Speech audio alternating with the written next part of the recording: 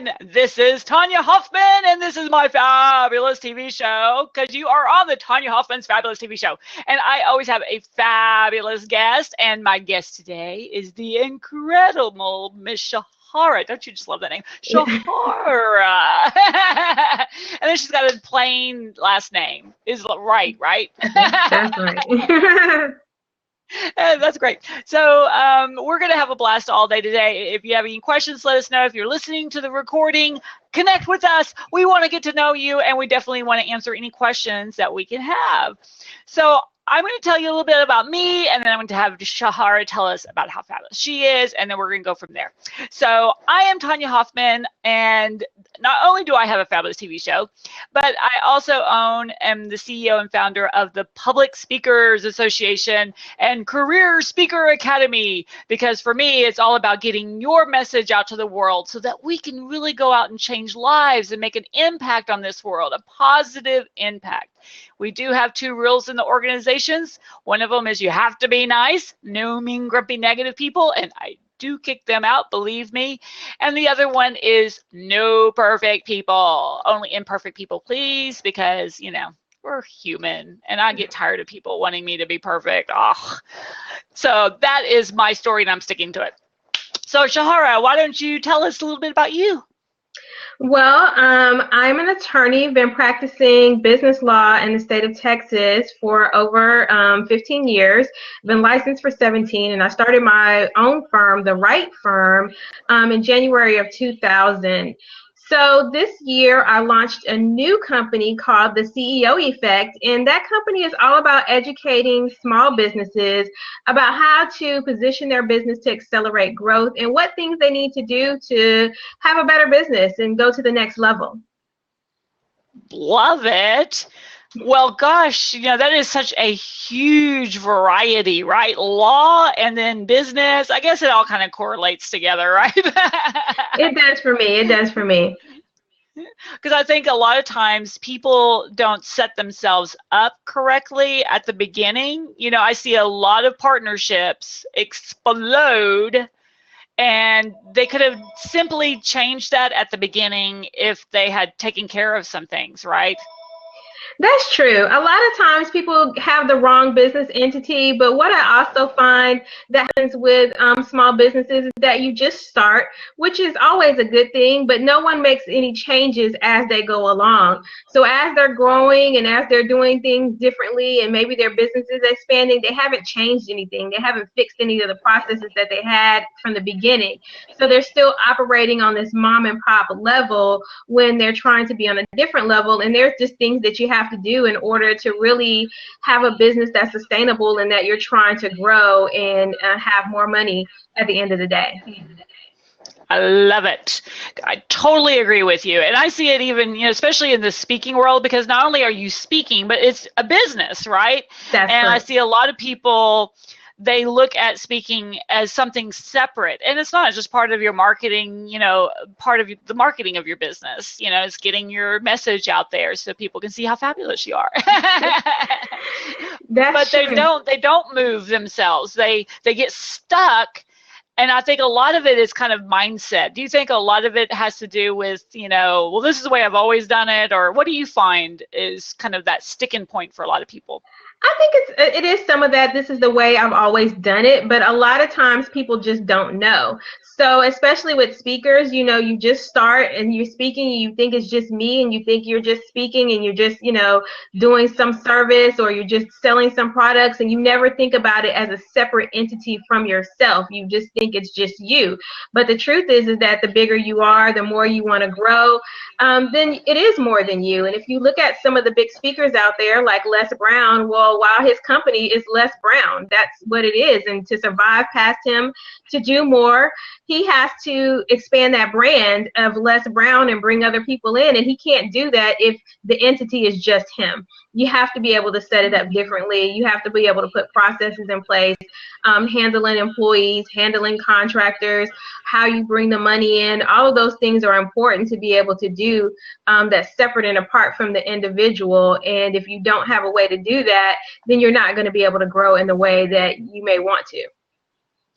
Yeah, I totally agree. And one of the things that, talking about Les Brown is a perfect example. People get stuck in the way that they've always done it or what they think the industry is still doing. That's And then they don't learn and hire people to help them where the industry is right now, because I see that in business in general, from retail to speakers to coaching to whatever it is, it's moving, especially with the internet, right? You've got to embrace. I mean, here we are on live broadcast, and people are like, "Blab, what's that?" And it's like, "Come on, get up to date. What are you doing? You're missing out." And Les came to my conference in 2014 for the Public Speakers Conference, and he's really struggling with the way the new speaking is. I didn't pay him a dime to come, right? He paid his own expenses and everything, but then he got to sell at the back of the room, and he did very well.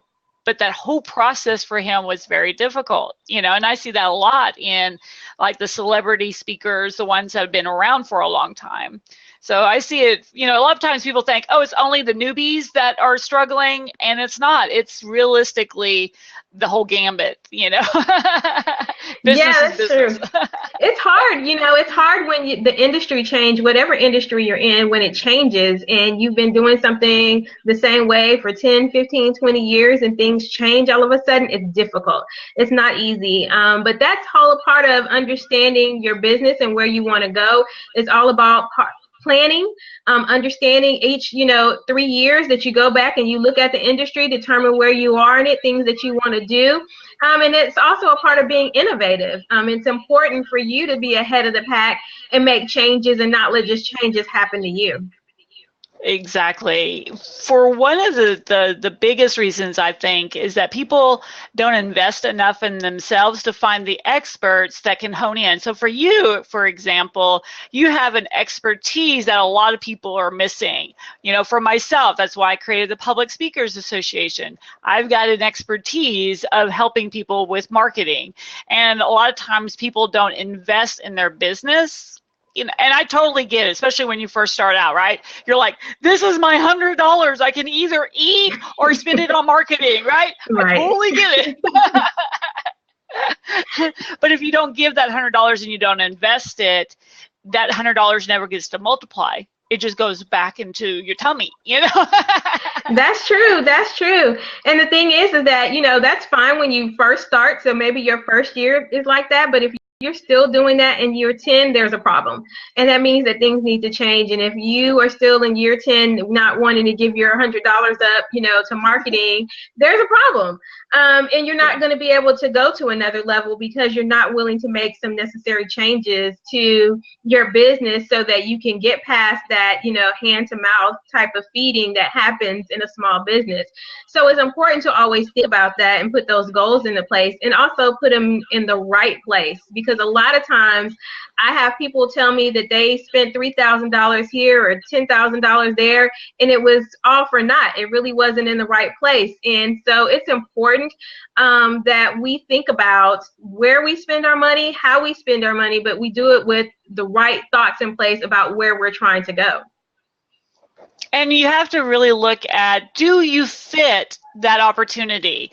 And does that opportunity fit you? So I see a lot of people, they'll hire a coach or they'll hire somebody that they never talked to, they just kind of heard about, and then they find out that they don't even like that person. They don't even agree with what they're telling them, right? Right. And then they spend all that money on what? They're not going to benefit from it. So, really take a moment and find those people that you resonate with. And then also when you're finding clients, don't just say yes to everyone. Believe me, listen to your gut. I'm sure Yes. you've done it. I think everyone's done it. I remember the lady, she was like, I really need your help, Tanya. And I was like, my gut was like, don't do it. And I'm like, okay, because we want to help. We want to be helpful. We don't want to say no. But oh my gosh, that was so painful. Yeah, actually, I'm in the process of writing a blog about that, about, just understanding, you want to give and you want to help, but having some parameters around that. I've done that more times than I can count. And even when I say, you know what, I'm never going to do that again, I end up doing it again and then kicking myself because I did it again. You have to have parameters about what you're going to do. If you want to give your services away, that's fine, but you have parameters about when and how you're going to do that, and not let other people dictate to you how you give your services and what you do. That's so important, because I think when you allow other people to dictate how you do that, that's where you get in trouble. And then when you go into it saying I'm wanting to help, you depend on wanting it more than the other people want it, to be honest, and you end up spending your time and they could care less. So you definitely have to put parameters in place, and there's nothing wrong with giving services or giving product, but you have your decisions about how you're going to do it and make the right choices for you, so that when I do this for free, that this is the way I want to do it and this is how I choose to do it. Yeah, I think that was the hardest thing for me when I did my first coaching session with someone. This was like in 2006. And the lady's like, "Can you help me, Tanya? I want to be big like you." Now I think huge, okay?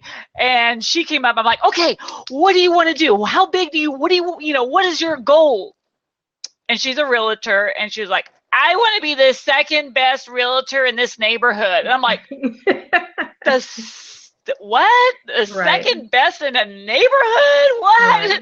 I mean, it was like, to my core, I was just like, why didn't you want to do more? And then I realized this was her big goal. Right. This was like massive for her. And so a lot of times we put our own reflection of what we think and what we want on others. And you have to be very clear from that person what they want from the relationship, right? Absolutely. I couldn't agree with you more. I mean, it happens to me all the time, and it just is like, I think big just like you do.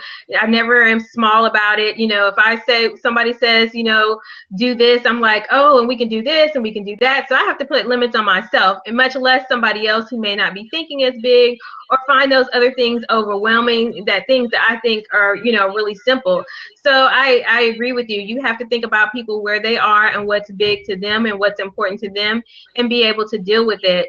But really what matters is what you feel like you can do, and how you believe that you can help this person, and you can't help everybody with everything, and you have to put parameters on that so that the relationship won't be tainted in the end. Exactly. Even when a cat jumps up on your lap, you have to just it'll come off sometime. I'm like, really, right now? Yeah. Oh my goodness. Well, and that's exciting, because I love it when people create rules for themselves and their business, and I think that for entrepreneurs, it's a lot of times we don't set parameters. And for me, when I remember very clearly that moment when I was like, I need to set a rule here, because people were, you just kind of started attracting some people that, right. For me, it was the negative, because I have a tendency, just from my background, it was such a difficult background, to kind of forward myself to the negative. And I was like, oh my gosh, I'm attracting these negative people. How can I stop that? Right. And then I started realizing, well, I could just make a rule. You have to be nice. No mean, grumpy, negative people allowed. Right. And suddenly they were going away, and I had a rule that I could use against them, right? I was like, see, you're being mean, Yes.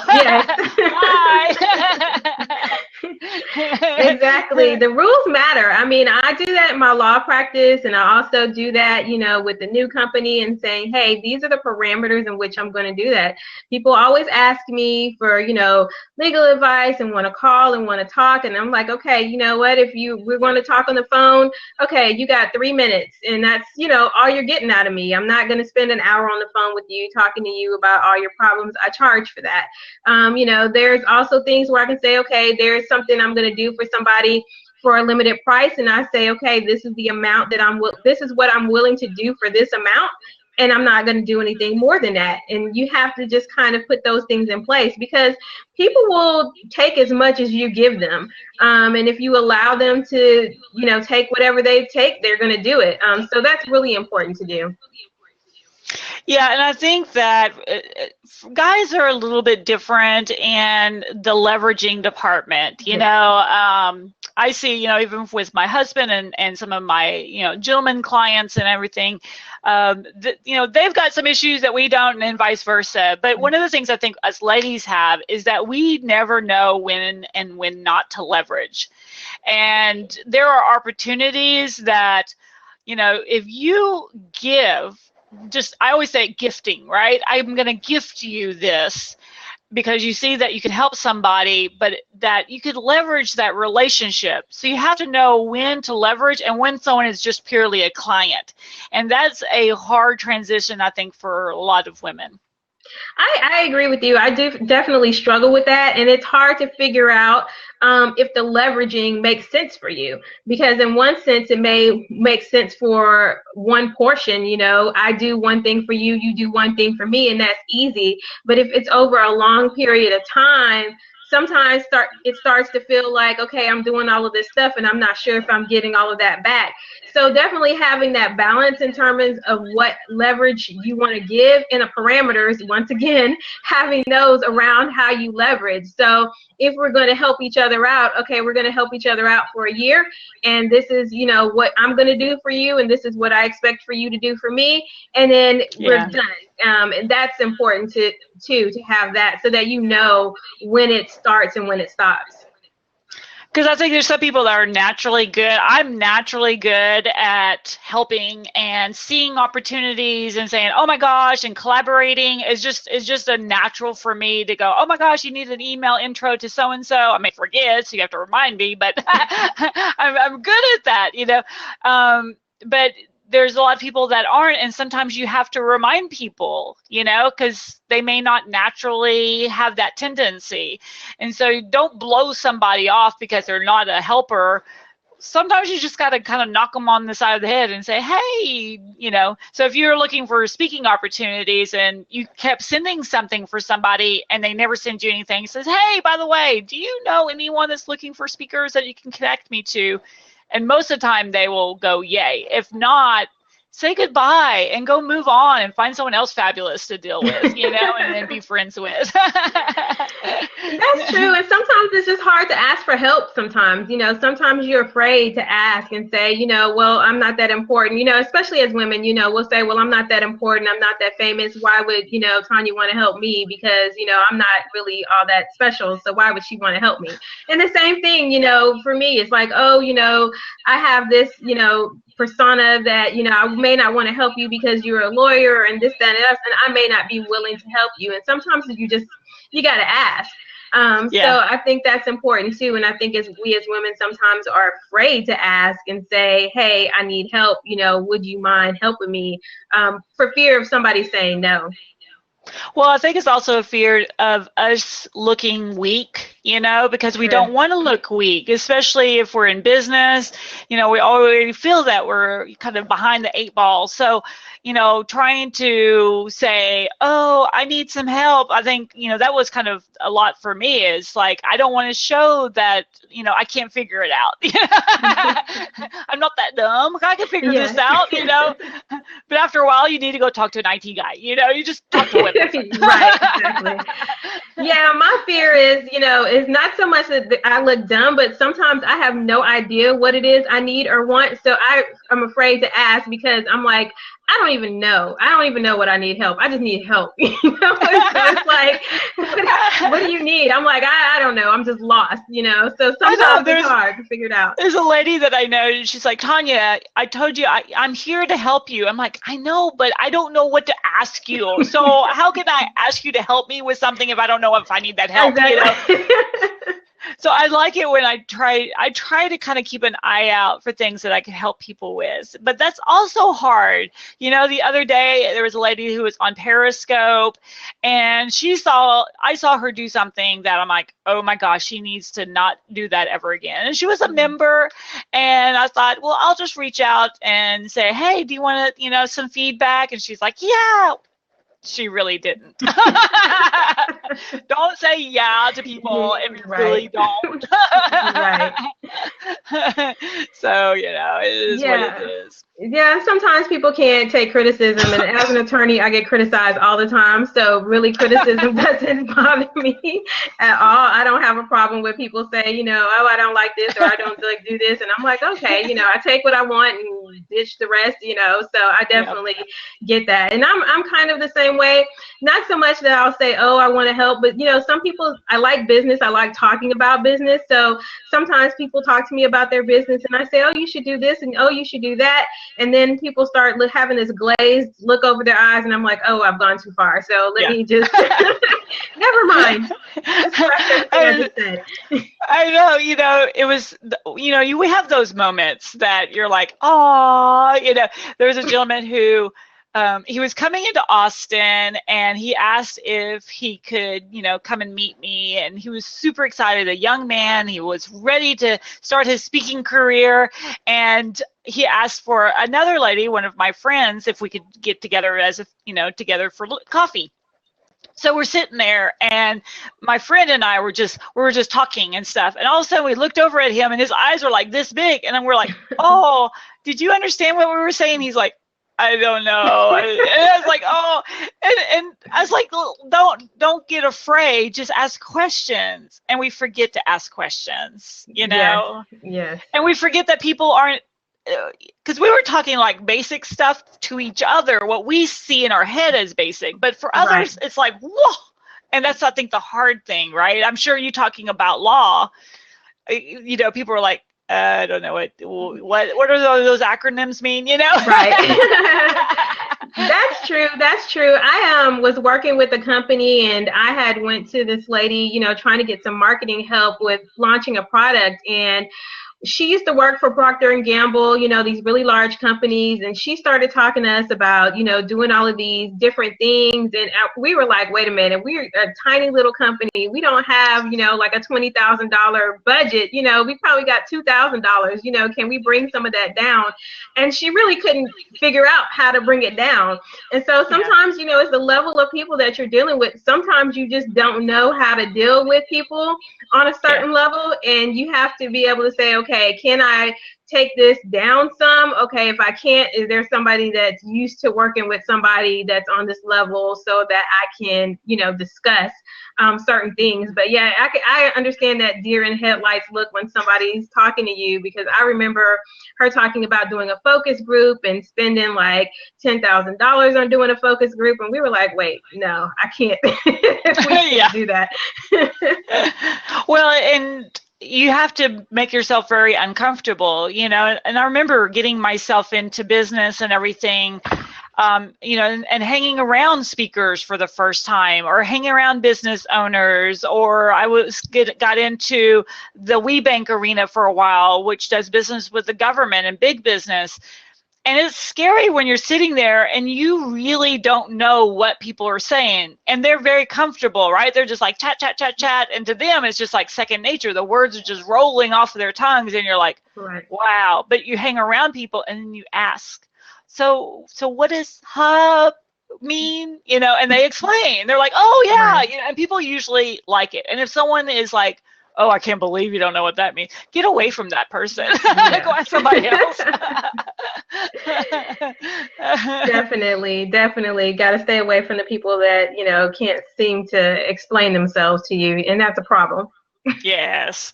So what do you see as, like, do you have like one thing that you're like, if I could just help this one thing that I always see people do or not do, if they just knew this, is there something that you always like bonks you on the head every time you see it?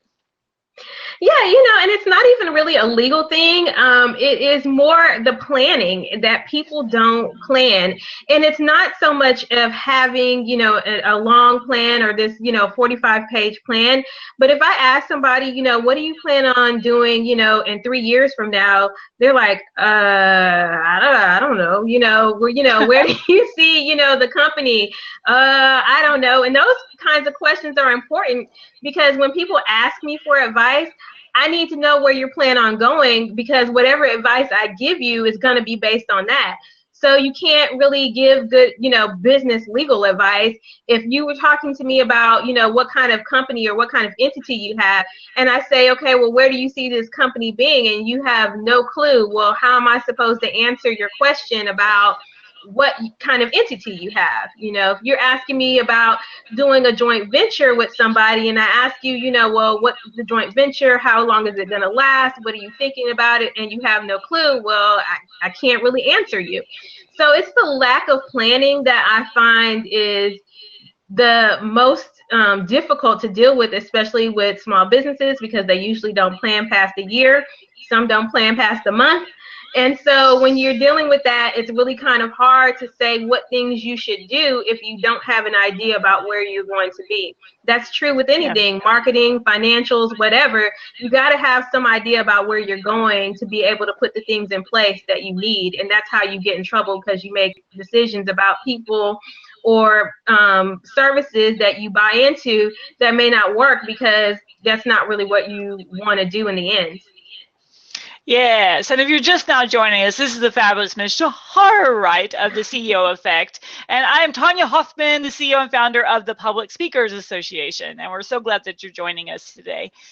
One of the things that is a big shock to me is just like what we were talking about, is people don't have any plans.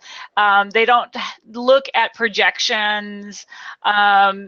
And, goal setting, here we coming out on 2016, right? And people are starting to think about, well, what do they want for 2016? And it's usually very fluffy. It's not hard numbers looking at, okay, if I'm going to do $100,000 or $1 million, what does that actually look like in time spent? How much effort do I need to put into it? How much money do I need to put into it? Right. Things like that. And people always ask me, they're like, well, what's your goal? And I've got a weird goal, because people are always like, my goal is the same every year. And people are like, that's like the worst goal ever if it's the same goal. But my goal is to look back at myself the year before and not recognize myself. Wow, that's nice. And that means that I have pushed myself. I have challenged myself so much.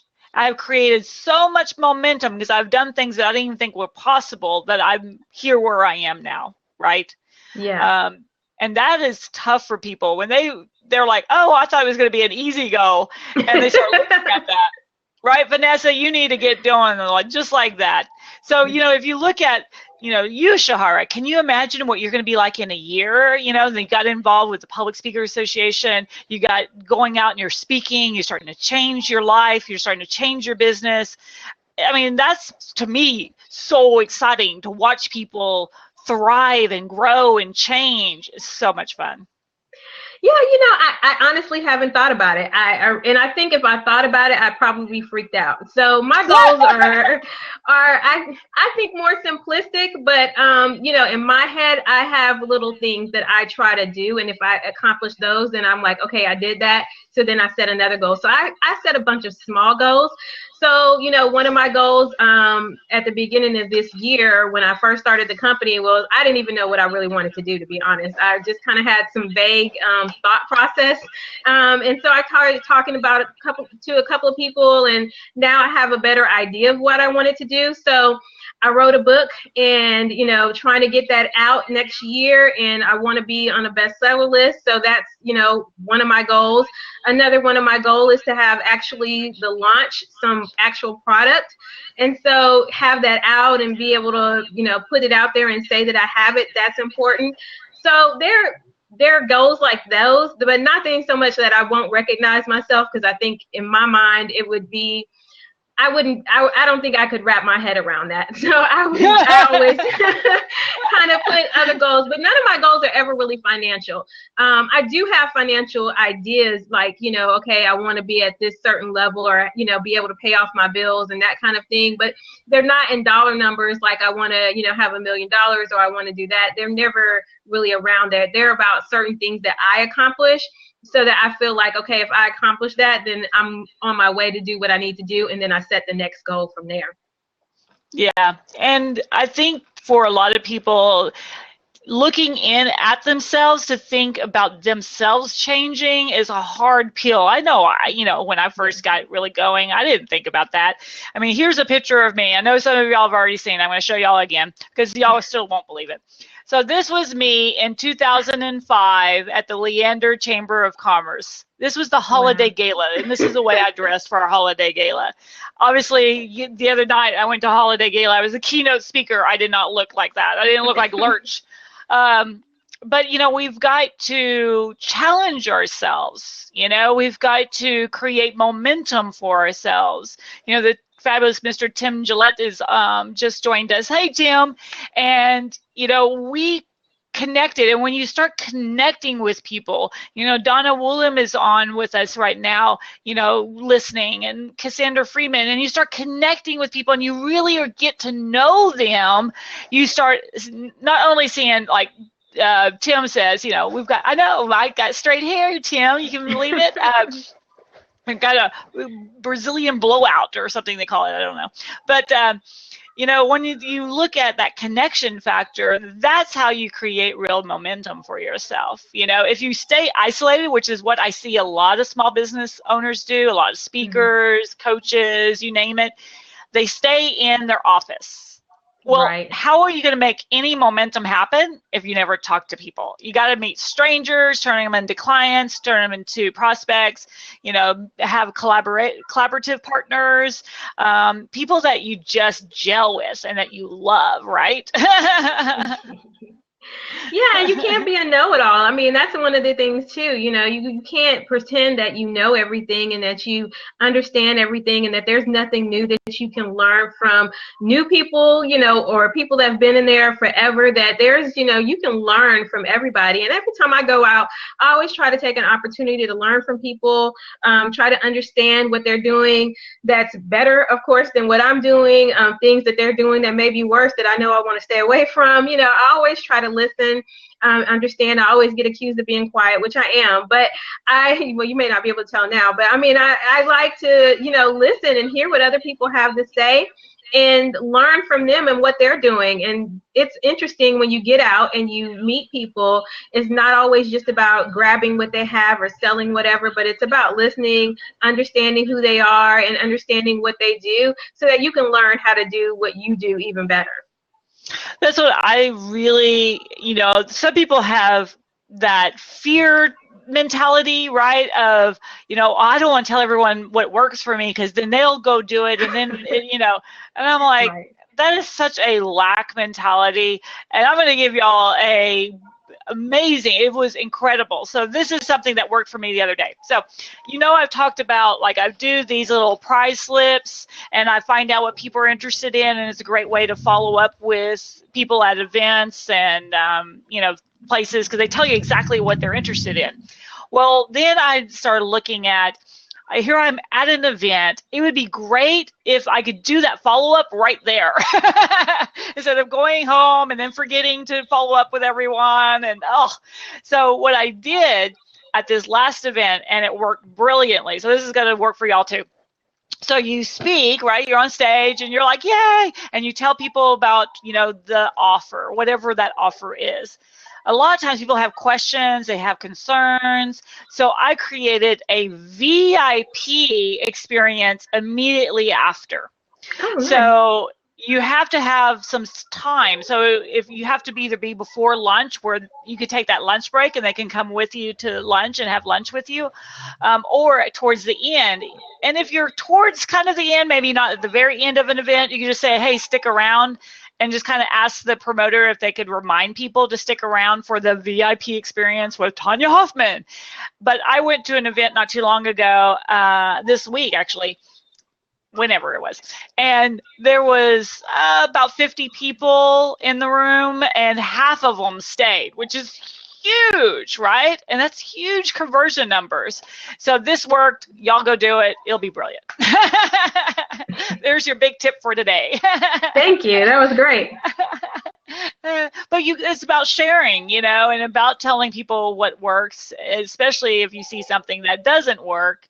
Let people know that too. I try things all the time, and a lot of times things don't work. Oh well, move on. Yeah, I find that in the legal field, I have to say that I'm used to that. A lot of people always, help out. You can always call, an attorney out of the blue. You don't even have to know them very well, and they're always willing to help and open up. So, in the legal field, I'm always used to that, and so it's weird to me that people would be like, "Oh no, I don't want to tell you my secret," and I'm like, it's not a recipe, it's not, Coca-Cola formula, just asking, like, how do you go out and meet new clients, or where do you network, or those kinds of things. But it is a fear, I think, that people are worried about. But I think competition is good. And having healthy competition is good for you, and it keeps you on your toes, and it makes you be better, and it helps keep you from, getting just where you're sedated, so to speak, comfortable, in your own skin, and not thinking about something new and being innovative. And that's one of the things I think that's important in small business, is that you don't want to be chasing the curve. You want to be ahead of the curve. You want to be the one out there that's setting the pace and telling people how to do stuff, and people following you. That's what you want. Yes. And one of the things I would suggest for everybody to immediately go do is look at your industry and find where the top people are in that industry, and find the conference that they're going to be at. Especially if you're wanting to hang around like coaches and people like that, especially, but really any industry like that. And then go to those conferences. Not only hang out with those people, but people are normally very laid back at a conference, and you can ask them anything. At the public speakers conference, I love it because you've got all these, top 6-figure, 7-figure speakers. They're all coaches. You just ask a question. They can't help themselves because they put their coaching hat on, and you get all this free advice, right? It is so much fun. So you put together a checklist of things that you're like, okay, I need Shahara to tell me how to do this, and I need to, get people to like, and find them. You're like, oh, I gotta hunt down Shahara now. Right, exactly. Yeah, that's a good advice. I definitely will do that next time. I'm going to make sure that I'm prepared to do that at the next conference.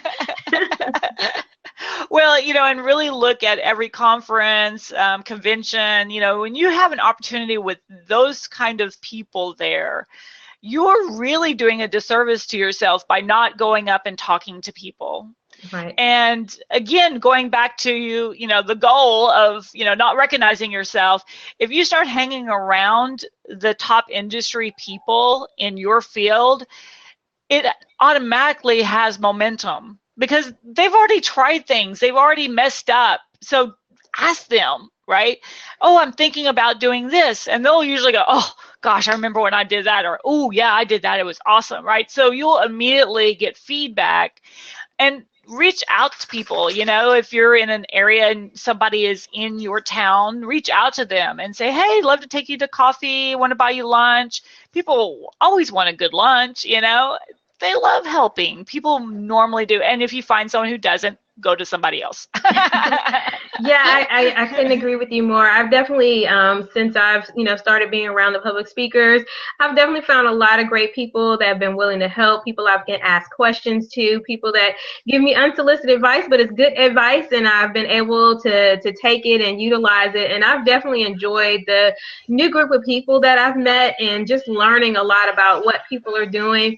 Surprised about a lot of things I had never even thought about and considered. I'm thinking, yeah, I might want to do that, or yeah, I like that, but maybe not now. But it's been fun trying to see what everybody else is out there doing, and things that you may not have even known existed before. And so it's just nice to be able to get around a lot of group of people, brainstorm, talk, kind of figure out what's going on in the world, and really just enjoy. I like talking business. Like I said, I enjoy it. So I always enjoy being around people who are doing new things and innovative things, and going, hey, I like that idea. That's great.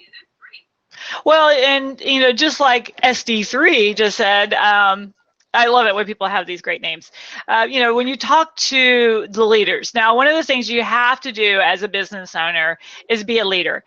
You can't be a follower. People don't follow followers. They follow leaders. You got to step up. You got to own the space, right? That's and I true. see a lot of people, they hide themselves, and then they expect, things to happen. And I'm like, how does that happen? You got to move yourself and be uncomfortable, and because, leadership isn't always easy.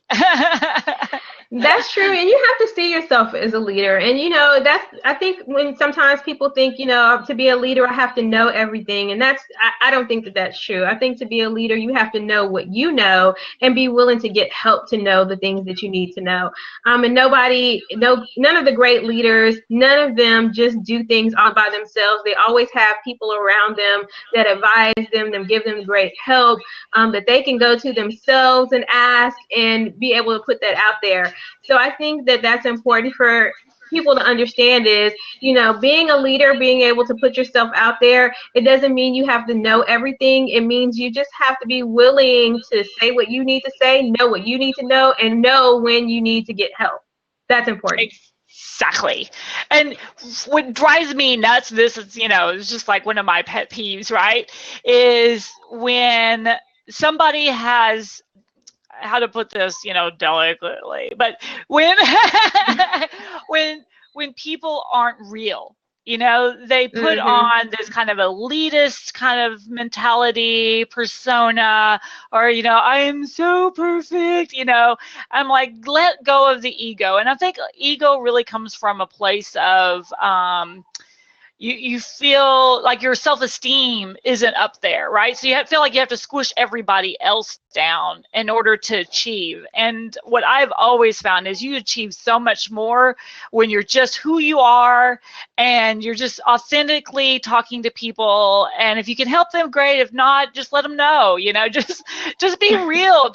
It drives me nuts. Can you tell it drives me nuts? Yes, I can tell. I think that I'm around people all the time, for different reasons and different, events.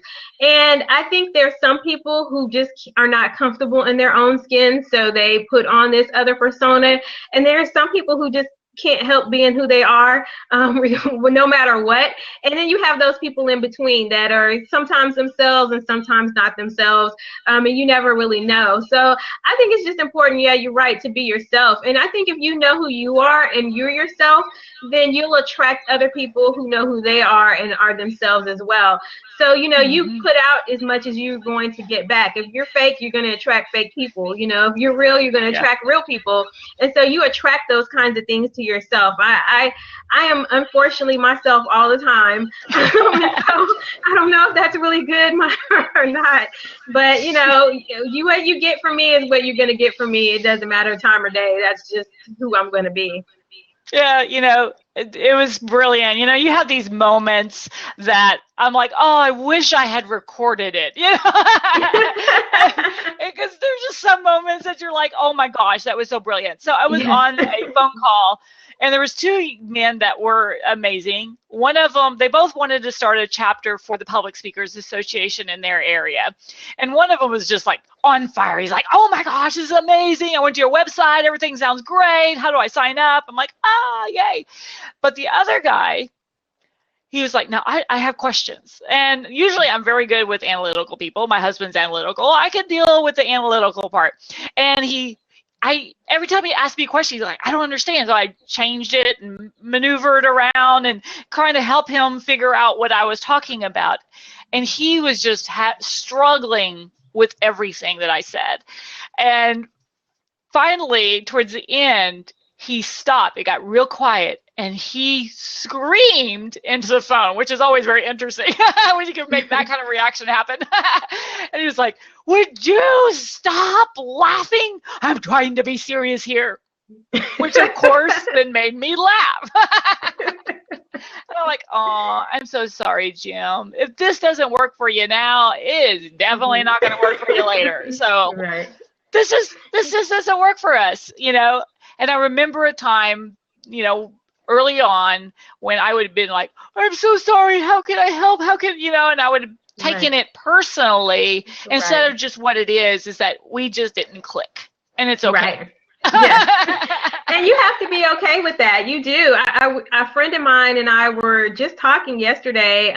We're both attorneys, and we're both looking to do other things. And we had a long conversation with one another about, the different things that we were trying to do. And she was looking into maybe going into a partnership with somebody, and she was saying, I'm just not sure if I want to do this. There's just some signs there that it may not work. And I said, if you see those signs now, they're not going to go away, Yeah. and, it may be true for the other person. There may be things that, she's the kind of person that likes to know everything that's happening. So she wants you to tell her everything that's happening. And I said, look, I'm the type of person, I just want you to tell me at the end of the day what you did. And if you did it, that's fine. But I don't want to hear the whole entire process. That would drive me nuts. So if there's somebody that's like that, that would never work for me. And if you need that from me, you're never going to get it. So it's not going to work for you. So, if you know that, then you already know your personalities aren't going to mix. You may have the both same great ideas. You can both be friends, but business isn't going to work because your needs are not going to match with one another. So that's important. Exactly. If you already know and signs are there, heed the warning signs. That's true in relationships too. Just heed the warning signs. They're there for a reason. Yes. And that's I love is take Blab here, right? This is one of the most amazing opportunities for you to find who you like and who you connect with and who you're like, and that's okay. And what I usually do is before I come on my show and after, I kind of scope around the other Blabs throughout the day. I'll go on and scope around and see what personalities do I like? And then I take it a step further. And this is where most people don't, right? They kind of listen, they're very uninteractive, and they leave it there. Reach out to people, right? Say hello to them and let them know that you want to be a helper for them, whatever it might be. I got onto a guy's show. It was so funny because I showed up and I'm like, hey, love to connect. I like what he was saying. It was about business and, it was just resonating really well. And I just kind of mentioned in the side, hey, I'm the CEO and founder of the Public Speakers Association. Love to connect with you afterwards. He's like, come on. We need a woman on the show. And so suddenly I'm on his show, right? And Right. You just never know when those opportunities are going to happen when you just let it go and you're not wanting to be connected to the outcome. And I think that's a hard thing, is that everyone wants to totally be connected with what's going to happen. And you don't know a lot of times, That's true. And I tell you, I'm always shy about connecting with people on the internet myself. And it's not that I don't want to, but sometimes I see people and I'm like, oh, it's weird contacting them via Twitter. Oh, it's weird, contacting them on Facebook out of the blue. Kind of feel like a stalker sometimes. So you gotta get used to that and kind of bring yourself to, like you said, work out of your comfort zone and get out of there and try to do some new things. So yeah, it's sometimes it's difficult. I know I find it hard to do.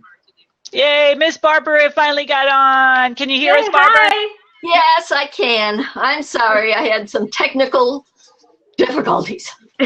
We all have those moments. So Barbara, why don't you tell everybody a little bit about yourself? I know we're kind of coming up to the end of the show, but I want people to see your brilliance. Oh, well, thanks. And I've been interested in what I've been hearing until I figured out how to get on. Well, I help people understand the basics of copyright so that they can protect themselves from getting letters from attorneys who say you have infringed the rights of my client. And people also create things that they need to be able to protect.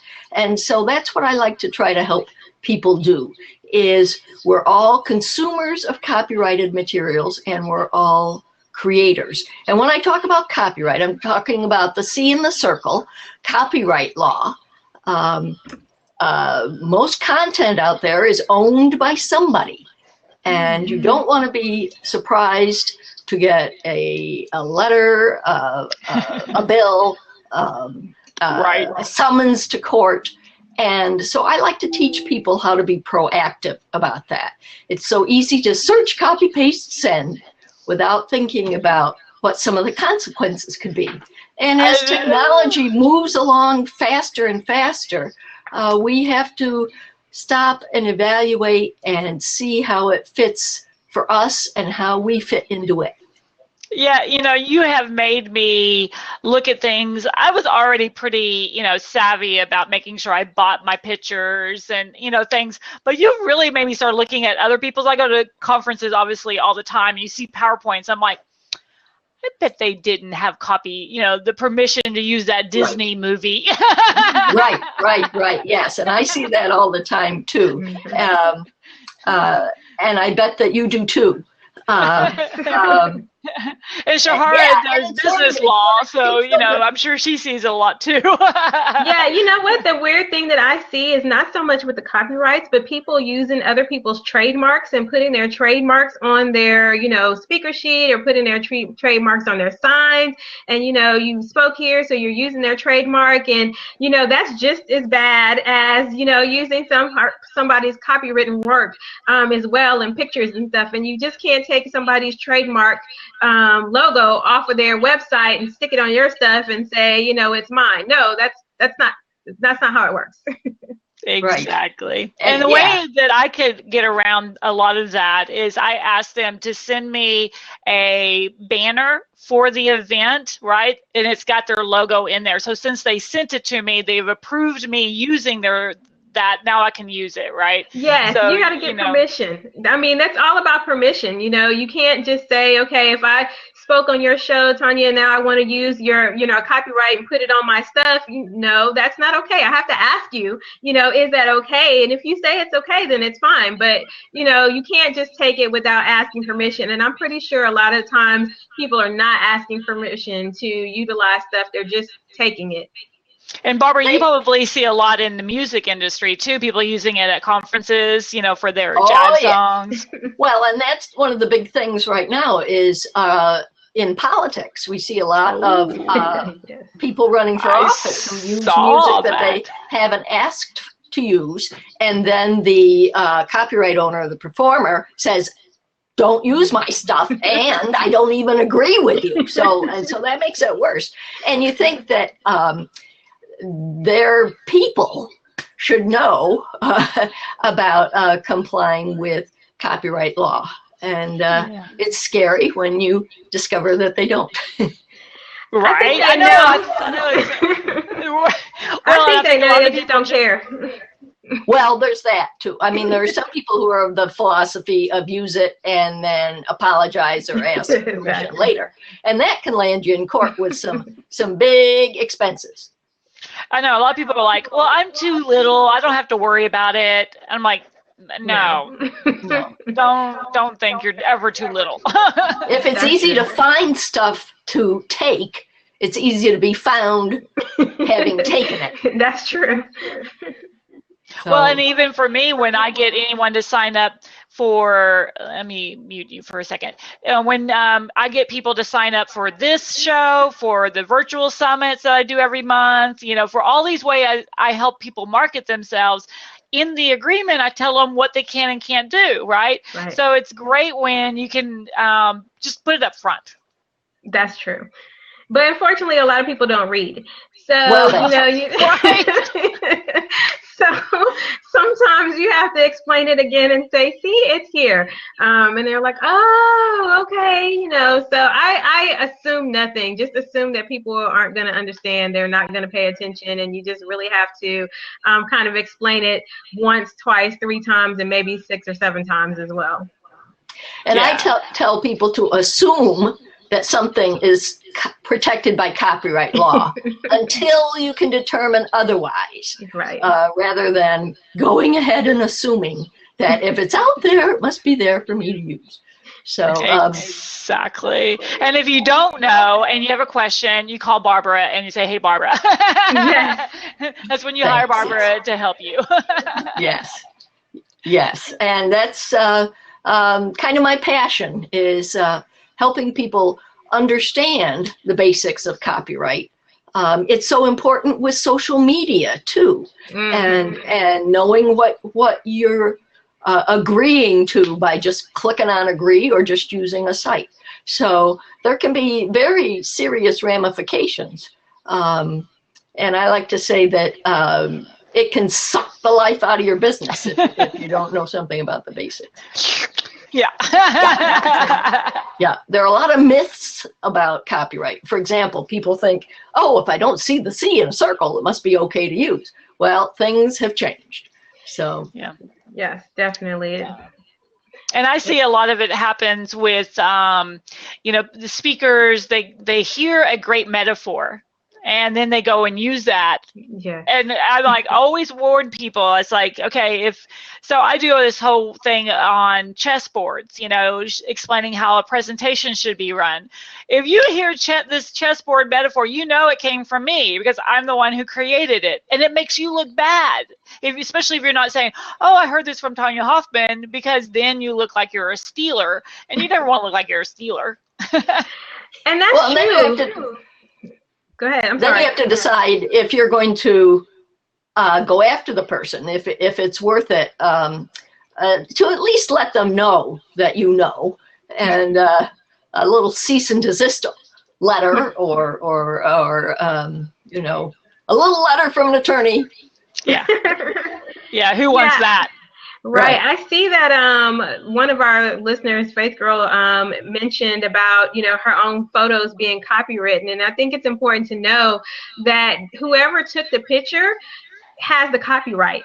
And so if you are a model and you have somebody taking pictures of you, they own the copyright. They are, in fact, the artist. And that you, the person that's in it, do not actually own the copyright. So it's important to know that, to get the waivers, especially if you're taking photos and you're having graphic designers too, who design your logos, to have them release it, to have them give you your copies. That is so important to do, because a lot of times there are graphic artists, there are photographers who don't release their copyrights and won't allow you to utilize them in any area that you want. So make sure that you do that as well. And then for those that are musicians or kind of do renditions of songs, that even if the copyright has passed, how a rendition is done. So it may not be so much the words, but the melody and how you utilize that could be copywritten. So those copyright laws are out there all the way. You cannot assume, as Barbara said, that it's not copywritten. And so you make sure that you have permission to utilize the work that's out there, or have releases in place to protect yourself. And people are always, or businesses are always making sure they have procedures to comply with various regulations. And they really need to have procedures and best practices that they thought about copyright. And that's one of the things that I help people do, is develop their best practices and then teach their staff. Because there's all that search, copy, paste, sending that's going on in the back rooms and in the other offices. Exactly. And if you're just now joining us, we're winding up at the end of our fabulous hour, and we have the fabulous Miss Shahara Wright with the CEO Effect, and the incredible Miss Barbara Ingracia, because I love your last name, Ingracia, the copyright coach. And I'm Tanya Hoffman, the CEO and founder of the Public Speakers Association. And we love having you on our show. I just adore both of y'all, and you need to come back. And Barbara, now that you figured out Blab, yay, we can get you come back on for the whole show. So yeah, I had it working earlier, and then it happens. And especially since Blab is still in beta testing, things just don't always, click as much as you want. So Shahara, tell us, do you have a great offer that you would like to offer our fabulous listeners today? Yes, so I am going to start a virtual presentation series starting in 2016. It'll be a monthly series starting the first Tuesday of every month. And so if you're interested in applying for it, or I'm sorry, and being a part of the virtual presentation, is $19.95, and the people that appear will get a free 30-minute consultation with me. And you can go to my website and sign up, and it's not the virtual presentations, but you'll sign up for the newsletter, and that's how you'll get the information for the virtual presentation. And that is www.theceoeffect.net. That's THECEOEFFECT.net.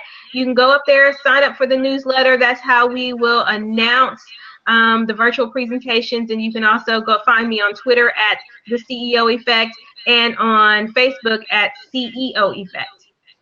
Awesome. Make sure you put that over in the little message area. Yes, I will. Okay. All right. How about you, Miss Barbara? Yes, I have a report that I like to share with people. It's entitled The 10 Biggest Copyright Mistakes That Small Businesses Make That Can Land You in Court and How to Avoid Them. And so you can sign up for that at my website, which is www.managecopyright.com. So that's MANAGECOPYRIGHT.com. ManageCopyright.com. Perfect. All right. Make sure you get that over in the little message area down at the very bottom. Did you find it? All the way where everyone talks is down at the very bottom. You just type it in over to the right-hand side. Okay. And I want to make sure that every one of you, because you're all collaborators, and Shahara and Miss Barbara are definitely going to do it this year, is sign up and nominate yourself, or I guess I want to nominate you if you feel weird about nominating yourself, for the Collaborator of the Year. We want you to showcase your brilliance to the world by showing that you're someone that gets it, that you're a giver, that you're a helper. And you can go to publicspeakersconference.com and apply for there. We have local, national, and international. So you'll be in with the best of the best who all are about connecting and collaborating. We also have a great video contest going on where you could post up to a 5-minute presentation. And not only are we helping drive traffic over to your YouTube account, by the way, but it's also going to show your brilliance. And we've got lots of different categories, from best business tip to best story to personal development. So there's lots of different categories that you can post into. So make sure you join that contest. And again, it's over there on the side, Public Speakers with an S, conference.com. The conference is June 26th through the 29th in Palm Springs, California. So we're going to have a blast in June, and we would definitely want you at the Hard Rock Hotel so that we can change your life by helping you go out and change lives all over the world. So we would love to help you be a speaker, get yourself out there, and get connected to other amazing speakers, because why? Speakers have AAA personalities like all three of us. People are like, you have the weirdest friends. I'm like, I know, it's so much fun. So we have a great time, and it's going to be it's always good, and you get to meet so many incredible people. Alrighty, so thank you, ladies, for being on today. I appreciate your time. Thank you for having us. Yes. Yay! And everyone, we will see you back. Let's see, when's my next show? I think we're not doing a show for a while because we have the virtual summit. That's right. So you'll want to definitely join us on December 16th and 17th. If you're watching the recording, you'll be able to go find all of the past recordings up when we'll be getting ready for our January event. Go to Public Speakers Association, all spelled out.com. Under the Summits tab, you'll see the December one. You can see all the lineup of who's speaking and what they're speaking on. This month, we have a mindset, goal setting, let's get ready for 2016 theme. And then January, we're open to anything. If you would like to be a speaker on our January event, we would love for you to. So join us, get connected, and reach out and say hello. So thank you, ladies, for being on today. We'll have you come back on soon. Bye. Bye, everybody.